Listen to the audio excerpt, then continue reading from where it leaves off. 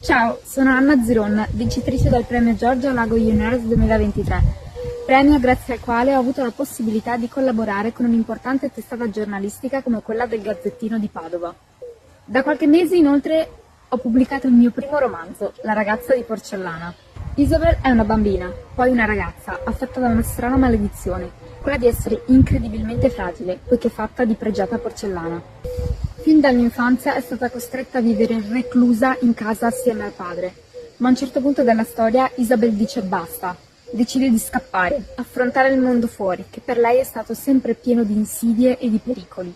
La ragazza di porcellana narra la storia di un viaggio, che mostra come fragilità non significhi debolezza, ma anzi di come grazie alle proprie ferite e alle proprie imperfezioni sia possibile capire veramente chi siamo.